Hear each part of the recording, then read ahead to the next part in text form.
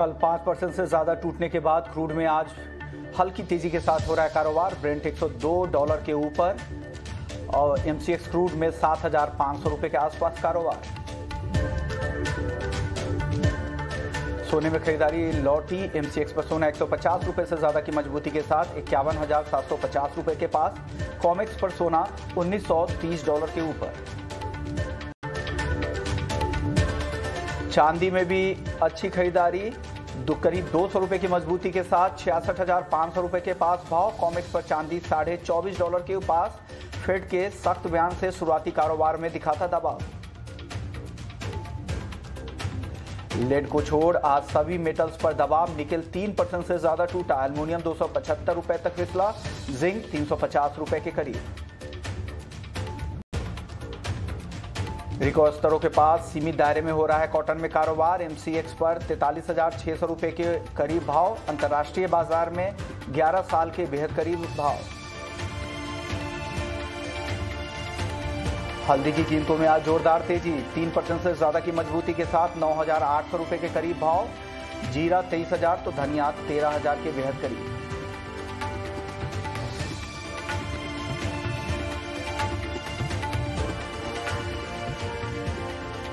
नमस्कार, स्वागत है आपका कम्युनिटी निवेश में, जहां हम आपके कमोडिटी से जुड़े तमाम सवालों के जवाब देते हैं। और आपके सवालों के जवाब देने के लिए आज हमारे साथ दो मेहमान हैं। रवि देवरा हैं कुंवर जी ग्रुप से और पैराडाइम कमोडिटी से वीरेंद्र वकील साहब हैं। दोनों ही मेहमानों का ईटी नाउ स्वदेश पर स्वागत है। लेकिन सबसे पहले सवाल पूछने का तरीका बता देते हैं। आप हमारे नंबर 9136934058 पर अपने सवाल हमें भेज सकते हैं। साथ ही आप हमारे सोशल मीडिया पेज के जरिए भी अपने सवाल हमें भेज सकते हैं। चलिए अब शुरुआत कर लेते हैं सबसे पहले बात कच्चे तेल की, जहां पर कल की तेज गिरावट के बाद आज यहां पर नरमी है। आज यहां पे तेजी है, करीब 1.5 से 2% की तेजी दिख रही है। वीरेंद्र जी, क्या लग रहा है कच्चे तेल में आज शाम के सत्र में वापस से क्या नरमी आने की उम्मीद दिख रही है आपको? मार्केट सीमित दायरे में लग रहा है। धीरे धीरे ये रशियन फियर प्रीमियम जो है, रशिया और यूरोप के बीच का एनर्जी का तनाव, वो थोड़ा डिस्काउंट हो रहा है। तो यहाँ हल्का सा कॉल इंट्राडे के हिसाब से 7,500 के आसपास शॉर्ट जाना चाहिए। 7,570 का स्टॉप लॉस और 7,300 7,340 के बीच का टारगेट और स्टॉप लॉस दोनों ही छोटा है और ये सिर्फ इंट्राडे का ट्रेड है। बेचने की सलाह वीरेंद्र जी की तरफ से है। 7,440 पे आप बेचे 7,300 रुपए के टारगेट के लिए। स्टॉप लॉस जरूर ध्यान रखिएगा, काफी वॉलेटाइल मार्केट है, बिना स्टॉप लॉस के कम से कम ट्रेड नहीं करे। 7,500 का स्टॉप लॉस वीरेंद्र जी दे रहे हैं। रवि जी, आपको क्या लगता है कच्चे तेल में? बैठक भी है, यूएन में कई सारे प्रस्ताव भी आने हैं रसिया को लेकर। उसके अलावा तमाम तरह के जो डेवलपमेंट है, इंटरनेशनल एनर्जी एजेंसीज अब यूएस के बाद मिलकर अब क्रूड अपने रिजर्व से जारी करने वाले हैं। इन खबरों के बीच में कच्चे तेल के ट्रेडर्स को आपकी सलाह क्या होगी? जरूर से अभी तक जो सप्लाई का सिनारियो उसमें ज्यादातर देखे तो जो सप्लाई का प्रीमियम था जो प्राइसेस में, वो थोड़ा निकल चुका है, पर अभी डिमांड का भी प्रीमियम निकलता जा रहा है। पर्टिकुलर चाइना में जिस हिसाब से लॉकडाउन बढ़ रहा है, एक वीक में एक सिटी नया ऐड हो रहा है लॉकडाउन में, तो चाइना से डिमांड कंसर्न्स बने हुए हैं। साथ में जो चाइना के डेटा है उसमें मैन्युफैक्चरिंग डेटा में उम्मीद से काफी कम रहे। उसके सर्विस पीएमआई भी देखे तो वो भी काफी साल के लो पे सर्विस पीएमआई के डेटा है। तो आई थिंक चाइना से थोड़ा थोड़ा डिमांड है, वो कंसर्न्स निकल के आ रहे हैं। साथ में जो सप्लाई वाला सिनारियो था उसमें अभी जो डिस्काउंटिंग वाला सिनारियो चल रहा है और जो कम्पिटिटिवनेस थी उसके सामने डिस्काउंट जो सब बांट रहे हैं, उससे भी लग रहा है कि जो प्राइसेस है वो कहीं ना कहीं रुके हुए, क्योंकि जो जब से रशिया ने जो सबसे दो बड़े बायर एंड सबसे दो बड़े कंज्यूमर चाइना एंड इंडिया में डिस्काउंट से क्रूड बेचना चालू किया, तब से प्राइसेस में एक अच्छा रिवर्सल हमने देखा है। मुझे लग रहा है कि सेल ऑन राइज का स्ट्रेटेजी एक अच्छी रणनीति हो सकती है। 7,500 के जितने करीब मिले वहां पे एक बार अप्रैल कॉन्ट्रैक्ट को बेच के चलना चाहे। स्टॉप लॉस आप 7,560 का रख सकते हैं। डाउन साइड मेरा मानना है 1 से 2 ट्रेडिंग सेशन में 7,300 तक के लेवल्स आपको दिख जाएंगे, तो सेल ऑन राइज का स्ट्रेटेजी वहां पे रखना चाहिए। बिल्कुल सिमिलर लाइन पे कॉल है और कोई कंफ्यूजन नहीं है। इवन टारगेट भी दोनों जानकार, दोनों एक्सपर्ट्स के मैच कर रहे हैं 7300 के टारगेट के लिए। अब रवि जी को भी लग रहा है यहाँ पर बेचकर ही जाना चाहिए। चलिए अब गोल्ड और सिल्वर की बात कर लेते हैं, जहाँ पर अब धीरे धीरे हल्की खरीदारी लौट रही है। बीरेन जी, गोल्ड और सिल्वर हालांकि एक रेंज में ही है, लेकिन तेजी की तरफ बायसनेस दिख रहा है, क्या लग रहा है आज क्या होगा यहाँ? यहाँ जॉबिंग मार्केट है तो दोनों साइड शटल सर्विस की तरह ट्रेड मिल पाएगा, क्योंकि फेड का जो हॉकी स्टोन है मॉनेटरी टाइटनिंग का, वो अपसाइड को लिमिट कर रहा है, और ये फियर प्रीमियम या जियोपॉलिटिक्स कहे या रुपी डॉलर पे थोड़ा हल्का दबाव है, वो डाउन साइड को लिमिट कर रहा है। तो ऐसे में 51,800 अगर पहले मिले तो शॉर्ट साइड जाएंगे 52,050 के स्टॉप लॉस से। टारगेट रहेगा 51,400 के आसपास का। पहले अगर 51,300-400 मिलता है तो 400 के आसपास बाय करेंगे 51,400 पे। इसका स्टॉप लॉस रखेंगे 51,150 का, टारगेट रखेंगे 51,700 का। ओके, चलिए गोल्ड सिल्वर के व्यू के बाद अब सवाल जवाब भी ले लेते हैं, कई सारे सवाल रह भी जाते हैं। मनीषा हैं पलवल से, रेगुलर ये सवाल पूछ रही, 2 हफ्ते से फंसी हुई इस ट्रेड में 830 रुपए पर होल्ड कर रखा है कॉपर को, एवरेज प्राइस है। बीरेन जी क्या सलाह देंगे इनको, मनीषा जी को? 2 हफ्ते से फंसी हुई हैं, 830 रुपए की बाइंग है, हालांकि आज कमजोर दिख रहा है कॉपर, आप क्या सलाह देंगे? आज दोपहर को इसमें काफी सेल ऑफ था, 810 तक चला गया था। शंघाई में लॉकडाउन थोड़ा एक्सटेंड हुआ है, चाइना में कुछ और सिटी में भी लॉकडाउन लाया गया है, बट उसके बाद उसमें रिकवरी आई है। अब 816 ट्रेड कर रहा है फिलहाल, और अगर कॉमेक्स के समय ये थोड़ा शम जाएगा पैनिक तो मे भी 820-21 आएगा। वैसे 3-4 वीक से हम देखेंगे तो इसमें लगातार बार बार हम इसको 814-15 देख रहे हैं, ऊपर में 828-30 देख रहे हैं, तो 27-28 827 828 उसका सेल जोन बना हुआ है, और 814-816 यानी 815-16 उसका बाय जोन बना हुआ है। ये रेंज में इस तरह की ट्रेडिंग को बॉक्स ट्रेडिंग या तो रेक्टेंगल ट्रेडिंग बोलते हैं। तो फिलहाल मैं ऐसा मानता हूँ को रिस्क कंट्रोल करना है उनको, तो 822-23 के आसपास निकल जाना चाहिए, फिर वो 816 के आसपास री एंट्री कर सकते हैं, तो रिस्क कंट्रोल थोड़ा हो जाएगा और बाइंग थोड़ी नीची बनेगी। ओके, चलिए अगले दर्शक योगेश हैं जयपुर से, 3 सवाल हैं इनके।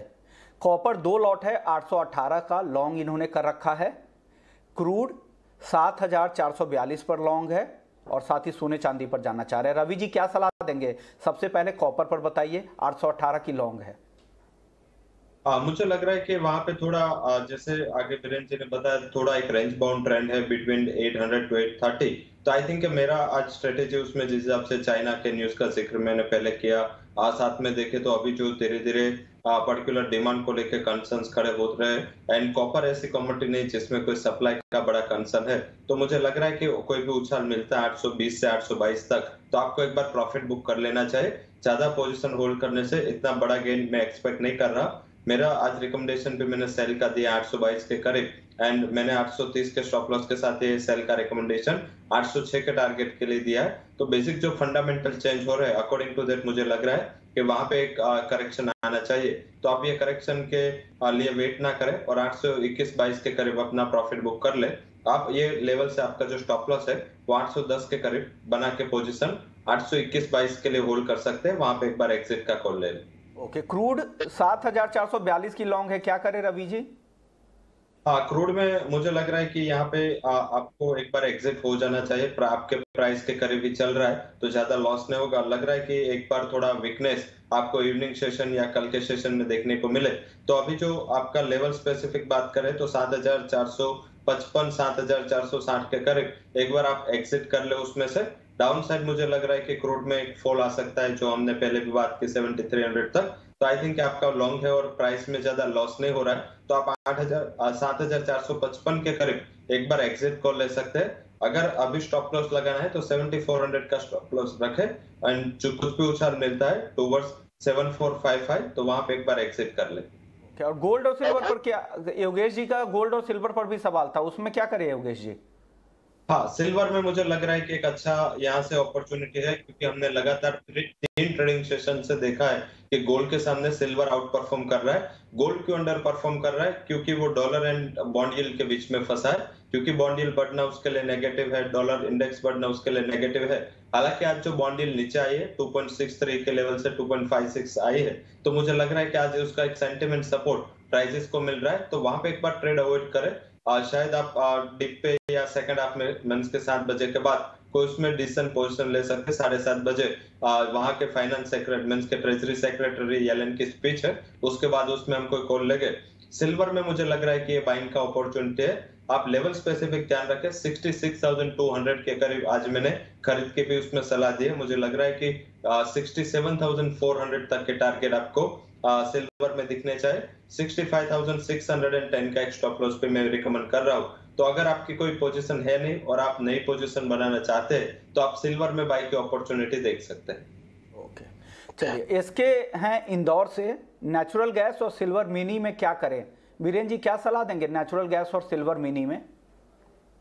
नेचुरल गैस को फिलहाल अवॉइड करना चाहिए, क्योंकि ये वॉर से सबसे प्रभावित कमोडिटी है और साथ ही साथ वेदर सेंसिटिव भी है।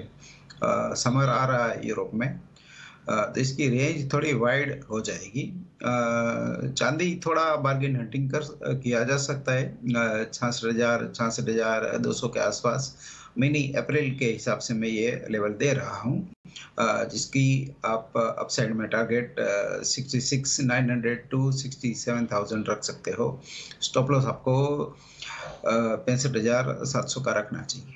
ओके ओके, चलिए अगले दर्शक हैं मनोज अग्रवाल हैं, कॉटन का फ्यूचर जानना चाह रहे हैं। रवि जी क्या लग रहा है कॉटन का भविष्य? हाँ, कॉटन का भविष्य अभी तो लग रहा है कि कोई भी हिसाब से देखे तो वो नीचे नहीं आ रहा है। जब तक प्राइसेस में स्पॉट एंड फ्यूचर के प्राइसेस में कोई डिफरेंस बड़ा नहीं आता, तब तक प्राइसेस में कोई बड़ा करेक्शन नहीं दिखना चाहिए। हालांकि कॉटन के जो भी व्यापारी या हेजर है वो ध्यान रखे कि ये वीक में मींस के जो अपकमिंग वीक है उसमें IMD एंड स्काईमेट दोनों का मॉनसून के ऊपर रिपोर्ट आना है। ये रिपोर्ट कॉटन के नेक्स्ट 6 महीने के आउटलुक के लिए सबसे बड़ा इवेंट है, तो इसको फोकस में रखे, तो बाद में ही कुछ ट्रेड करे। अभी अगर कोई अच्छे मॉनसून की मींस के एक्सपेक्टेशंस आई तो आई थिंक एक थोड़ा बहुत उसमें सोइंग बढ़ने का भी उम्मीद है। तो शायद मुझे लग रहा है कि अगर जैसे ये रिपोर्ट आएगा एक आपको थोड़ा डिप मिलेगा, तो बाय ऑन डिप्स का स्ट्रेटेजी तब रखे। लेवल स्पेसिफिक बात करें तो कॉटन में अभी 43,860 के करीब प्राइस चल रहा है। ट्रेडिंग अगर आप अपॉर्चुनिटी के लिए पूछ रहे हैं तो मुझे लग रहा है कि अभी भी आप 43,500 या 43,600 ये एक बाइंग का जोन रहेगा, वहां पे बाय करें 43,000 के स्टॉप लॉस के साथ, और 44,600 तक के लेवल आपको देखने को मिल सकते हैं। इससे ज्यादा एस्टिमेट नहीं करनी चाहिए, क्योंकि ये जो मॉनसून रिपोर्ट आएगा, अगर ये मॉनसून रिपोर्ट इवन आया या अगर नॉर्मल मॉनसून 97 से 103 तक की एक्सपेक्टेशन हुई, तो सबसे पहला जो फार्मर्स का प्रायोरिटी होगा गुजरात, महाराष्ट्र, पंजाब एंड साउथ में, वो कॉटन रहेगा। तो बाद में कुछ मुनाफा वसूली का प्रेशर आपको ये रिपोर्ट के बाद दिख सकता है। चलिए अगले दर्शक है सुरेंद्र है हरियाणा से, बार्ले में क्या करना चाहिए? बार्ले में क्या करना चाहिए बीरेन जी? बार्ले में अब माल ही नहीं मिल रहा है, क्योंकि फसल थोड़ी छोटी थी और 2000 का 3000 तो कब हो गया पता ही नहीं चला, और अब 3000 में भी मिल नहीं रही है। थोड़ा हल्का फुल्का सेलिंग अगर है तो 2700-2800 में है। तो बार्ले में प्रैक्टिकली कोई सॉल्यूशन नहीं है। ओके ओके, चलिए दविंदर कुमार है लुधियाना पंजाब से, ये जानना चाह रहे हैं कि क्रूड में क्या और नरमी यहाँ से दिखेगी? वीरेंद्र जी क्या लग रहा है? हालांकि आपकी कॉल भी है 7,300 नीचे की, एक बार और बता दीजिए इनको। लिमिटेड नरमी आ सकती है 7,300 7,550 सीमित दायरे में रहेगा ये फिलहाल। ऊपर से धीरे धीरे करके इसमें दबाव आ रहा है, क्योंकि अमेरिका स्ट्रेटेजिक रिजर्व में से क्रूड रिलीज कर रहा है। आने वाले दिनों में शायद यूरोप भी थोड़ा रिलीज करेगा। तो अब ये पॉलिटिकल कमोडिटी ज्यादा है रियल कमोडिटी के बदले, तो डिमांड सप्लाई को छोड़ के हेडलाइंस को ज्यादा वॉच करनी पड़ेगी। ओके, क्रिश हैं दिल्ली से, कॉपर पर राय जानना चाह रहे हैं। रवि जी क्या सलाह देंगे कॉपर पर इनको? हाँ, कॉपर में अगर आपने कोई पोजीशन नहीं की तो मुझे लग रहा है कि वहां पे एक बार मुनाफा वसूली का प्रेशर दिख सकता है, क्योंकि अगर आप एलएमई इन्वेंट्री का नंबर आप अगर देखें तो लग रहा है कि सप्लाई धीरे धीरे बढ़ रहा है और कैंसल वारंट भी कम हो रहा है, तो एक इंडिकेशन है कि यहाँ पे हायर लेवल पे रेजिस्टेंस बना रहेगा। साथ में अगर चाइना में और सिटी जुड़ते लॉकडाउन में, क्योंकि आज भी देखे तो 21,000 से ज्यादा केसेस चाइना में आए, जो लास्ट मींस के प्रीवियस डे 19,000 के करीब थे, और धीरे धीरे ये स्प्रेड बढ़ रहा है। हालांकि ये इतना ज्यादा डेंजर लाइफ थ्रेट वाला नहीं है, तो इस हिसाब से बाद में कुछ कवर होगा। बट अभी के सिचुएशन में अगर लॉकडाउन के सिचुएशन रहे आते और सिटीज जो चाइना में ऐड होते हैं, तो डिमांड को लेके काफी कंसर्न्स वहां पे रहेंगे, और कॉपर चाइना के डिमांड पे उसका काफी अच्छा कोरिलेशन है, तो लग रहा है कि वहां पे एक मुनाफा वसूली का प्रेशर आपको दिख सकता है, क्योंकि ऐसी उम्मीद थी कि लूनार के बाद डिमांड रिवाइव होगी। बट ये लॉकडाउन के हिसाब से वहां पे जो इंडस्ट्रियल एक्टिविटीज है उसमें एक गिरावट दर्ज हुई है, तो मुझे लग रहा है कि आपको 822 के करीब एक बार सेल का स्ट्रेटेजी रखना चाहिए 830 के स्टॉप लॉस के साथ। डाउन साइड 806 तक के टारगेट आपको 1 से 2 ट्रेडिंग सेशन में देखने को मिल सकते हैं। ओके, चलिए अगले दर्शक है पवन है हिसार से, कॉटन केक का 30 दिन का टारगेट पूछ रहे हैं। वीरेंद्र जी क्या सलाह देंगे कॉटन केक पर? कॉटन केक में ब्याज बदला काफी है, हेजर के लिए अच्छी कमोडिटी है, मींस फिजिकल लेके जो फ्यूचर्स बेचते हैं उनके लिए। लेकिन प्योर अगर किसी को ट्रेड करना है तो इस लेवल से रिस्क रिवॉर्ड मैच नहीं होते, मींस मजदार में है। 10 रुपया कमाने के लिए 10 का रिस्क, वो वाली बात है। ओके, चलिए अब कॉटन केक की बात हो रही तो कॉटन की भी बात कर लेते हैं। हमारे साथ सुधीर अग्रवाल जी हैं, एकोशिया के नेशनल कोऑर्डिनेटर हैं और मिलर भी हैं। सर स्वागत है आपका ईटी नाउ स्वदेश पर। सर कॉटन को लेकर क्या चल रहा है? जिस तरह की तेजी दिख रही है, शाम के सत्र में वापस से कॉटन में तेजी आ गई है, रिकॉर्ड स्तरों के पास है, क्या करना चाहिए कॉटन में फिलहाल? नमस्कार जी, अपन ने देखा है कि पिछले 6 महीनों में इस साल करीब करीब 90 लाख गठान की कॉटन की अराइवल कम हुई है। उसकी वजह से क्या हुआ कि जो ट्रेडर्स है या स्टॉकिस्ट है उनके पास स्टॉक नहीं रहा। वो सब मंदी में कि अभी अपन सीजन आएगा, माल मिलेगा, तो उसके कारण 80% इंडस्ट्रीज को भी नुकसान हुआ, वो भी चला नहीं पाए। आज बाजार तेज है, स्टॉक नहीं है। सामने 14 अप्रैल से लेके 15 जुलाई तक खली की डिमांड बहुत जबरदस्त होगी, क्योंकि शादियों का सीजन शुरू होने वाला है और दूध की गेहूं की डिमांड बहुत ज्यादा निकलने वाली है।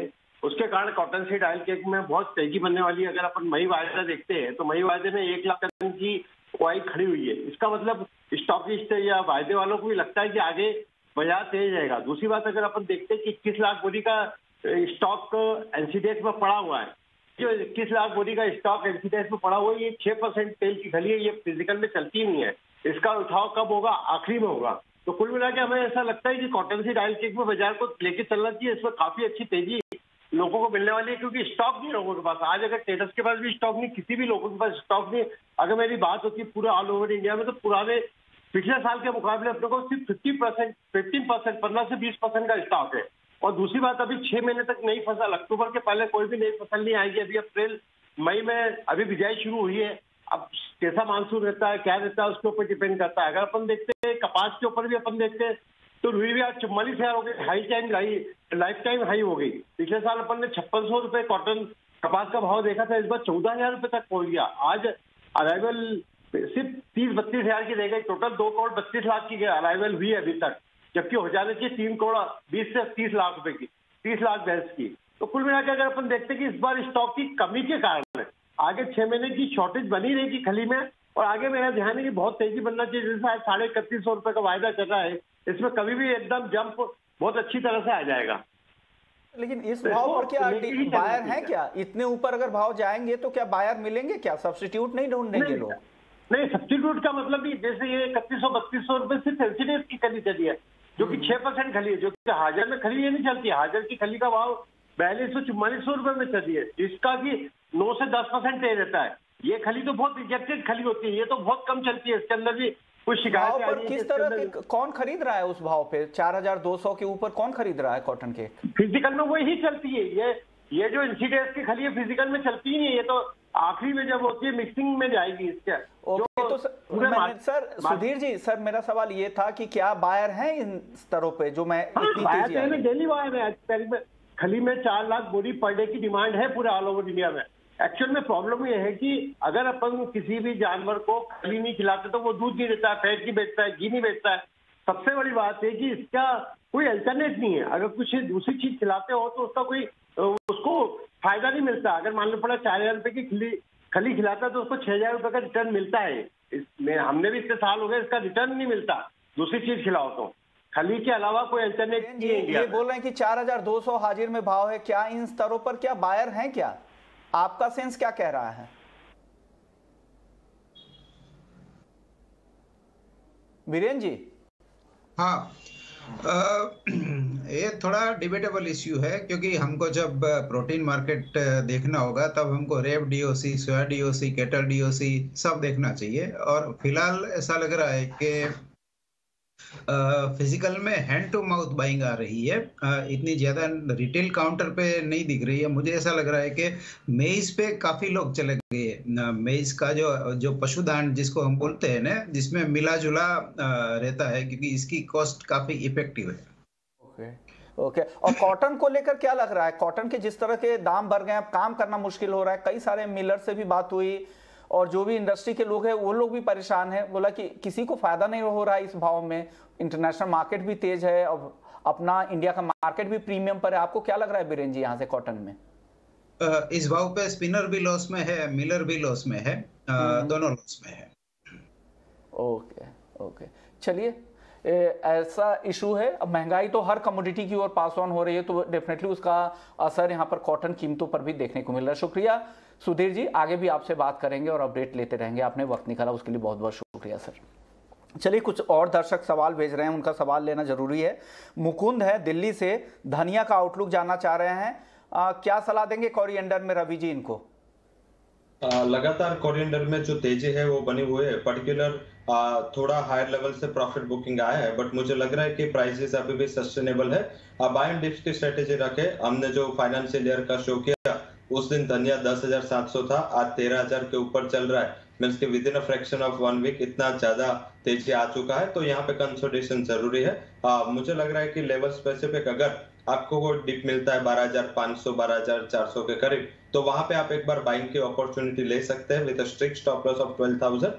मुझे लग रहा है कि धनिया में 13,500 तक के लेवल आपको दिख जाएंगे। बट अभी ये लेवल पे जो धनिया है या कोई भी स्पाइसेस है, इसमें एक ध्यान रखें कि आप रिस्क रिवॉर्ड के देख के एंड टारगेट स्टॉप लॉस से काम करें, क्योंकि यहाँ पे वोलेटिलिटी बढ़ने के चांसेस ज्यादा हो जाएंगे। तो मुझे लग रहा है कि वैसे तेजी में है तीनों स्पाइसेस, धनिया सबसे आउट परफॉर्म कर रहा है और करता भी रहेगा, ऐसा मेरा अनुमान है। तो आप डेफिनेटली कोई भी डिप मिलता है इसको एक अपॉर्चुनिटी गिन के आप धनिया में बाय कर सकते हैं। जो मार्केट की एस्टिमेट थी इतना ज्यादा क्रॉप भी नहीं आया, और अभी जो डिमांड आएगी या अभी आ भी रही है, तो इस हिसाब से लग रहा है कि वहां पे हाजिर में जिसके चाहिए उसके पास स्टॉक नहीं है, तो आई थिंक वहां पे एक अच्छा बाइंग निकल के आ सकता है, बट थोड़ा टाइम लग सकता है। बट आप 12,500 के करीब एक बार टारगेट ऊपर की ओर धनिया लग रहा है। सर, कई सारे दर्शक लगातार भेज रहे हैं, उनके सवाल ना छूट जाए इसलिए आपको बीच में रोकना पड़ा। रवि वाला है तमिलनाडु से, नए ट्रेडर है, आपसे टिप्स जानना चाह रहे हैं बीरेन जी, क्या सलाह देंगे नए ट्रेडर्स को आप?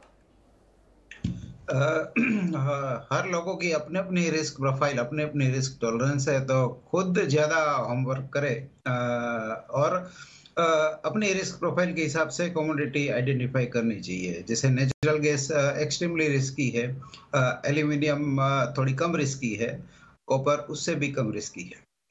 ओके, तो अपने रिस्क प्रोफाइल के हिसाब से देखें आप कितनी एपेटाइट है, और जो भी ट्रेड करे कम से कम स्टॉप लॉस जरूर लगा ले एक ट्रेडर के तौर पर, ये ध्यान में रखें। चलिए, चेतन है मध्य प्रदेश से, चांदी में आज क्या करे? रवि जी क्या सलाह देंगे चेतन को? चांदी में हमने ऑलरेडी आउटलुक डिस्कस किया है, तो मैं स्ट्रेटेजी की बात कर लूंगा। 66,200 के करीब चांदी में जो रिसेंट मेटल कॉन्ट्रैक्ट है उसमें बाय करें।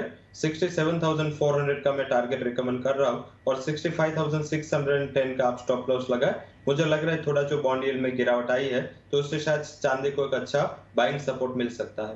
ओके, लोकेश साहू हैं राजस्थान से, कॉपर इन्होंने 812 रुपए 30 पैसे में सेल कर रखा है। रवि जी की तो सेल कॉल ही है। बीरेन जी, क्या इनकी पोजीशन सही है 812 में शॉर्ट पोजीशन? इस लेवल पे शॉर्ट नहीं जाना चाहिए। शाम के सत्र में जब कॉमेक्स ओपन होगा तो थोड़ा बाउंस आएगा, तो उस समय 82, 83 तक आ सकता है। मेरे हिसाब से 812-13 नजदीक ही है, उनका भाव के नजदीक 2-3 रुपये का लॉस बुक करके निकल जाना चाहिए। ओके रवि जी, आपसे पवन हिसार जानना चाह रहे थे कि कॉटन केक का 30 दिन का टारगेट क्या होगा? कॉटन केक में जो मार्केट बना हुआ है टोटली रेंज में बना हुआ है, एंड ऑफ सीजनलिटी भी है, बट मुझे लग रहा है कि वैसे फंडामेंटल अगर हम प्राइसेस देखें कपास एंड कॉटन की तो बुलिश है। आप बाय एंड डिप्स का स्ट्रेटेजी रख सकते हैं। 3120 के करीब मई कॉन्ट्रैक्ट में बाय करके चले, 3050 का स्टॉप लॉस लगाए, और अपर साइड मुझे लग रहा है कि कपास खली में आपको 30 दिन में 3310 3320 तक के टारगेट दिख जाएंगे। तो वहां पे मुझे लग रहा है कि अभी भी शॉर्ट नहीं करना है, बाय एंड डिप्स का स्ट्रेटेजी रखना है। और अगर थोड़ा आपको शॉर्ट टर्म का आउटलुक है 30 डेज का है तो 3000 का एक स्टॉप लॉस लगा के आप ये लेवल पे भी बाय पोजीशन कर सकते हैं, बट मई कॉन्ट्रैक्ट में बाय करना है। ओके, यानी डिप पे बाइंग की ही सलाह है। शुक्रिया रवि जी आपका, बीरेन जी आपका। बहुत सारे सवाल है जो रह गए थे, कल शामिल करने की कोशिश करेंगे। तो कमोडिटी निवेश में फिलहाल इतना ही, लेकिन आप बने रहिए हमारे साथ। ब्रेक के बाद स्वदेश विशेष। नमस्कार।